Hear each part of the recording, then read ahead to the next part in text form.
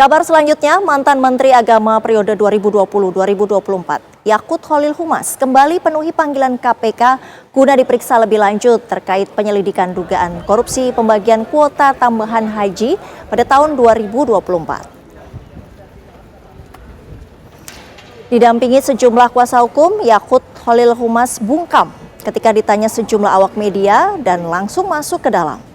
Pemeriksaan lanjutan yang kedua kali ini, penyidik KPK tetap berfokus mendalami lebih lanjut terkait penyelidikan dugaan korupsi pembagian kuota tambahan haji pada tahun 2024.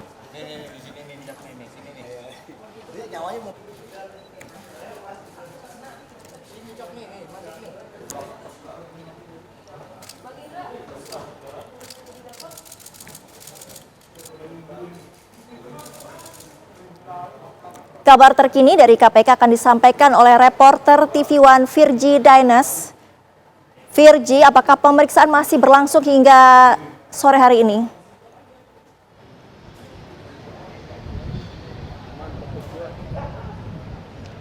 Iya, selamat siang menjelang sore Sita dan juga pemirsa. Benar sekali bahwasannya pemeriksaan mantan ex-menteri agama Yakut Khalil Humas ini masih berlanjut tadi. Dia datang pada pukul 11.40 menjelang jam 12 siang.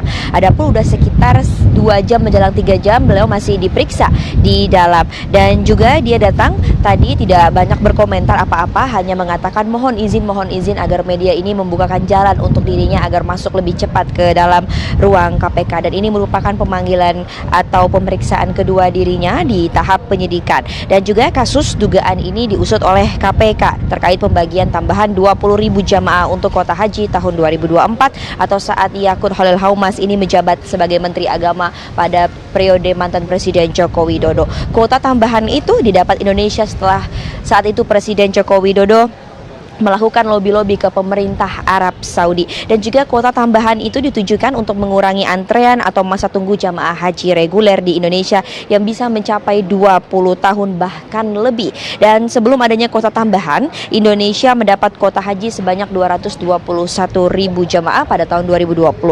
Setelah ditambah total kuota haji RI tahun 2024 ini menjadi 241.000. Berarti memang ada penambahan 20.000 hasil dari lobi Joko Widodo dengan pemerintah Arab Saudi. Namun naasnya kuota hasil dari lobi itu malah dibagi rata, yakni 10.000 untuk haji reguler dan 10.000 untuk haji khusus atau 50%.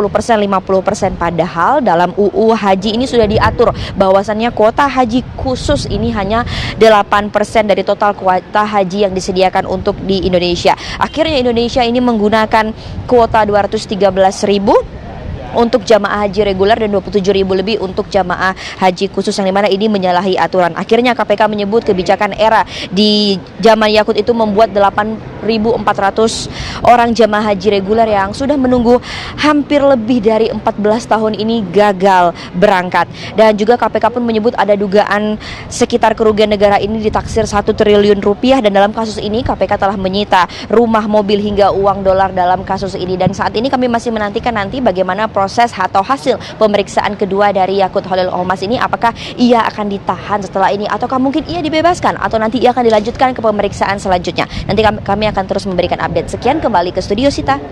Virgi, adakah saksi lain dalam kasus ini yang turut diperiksa pada hari ini?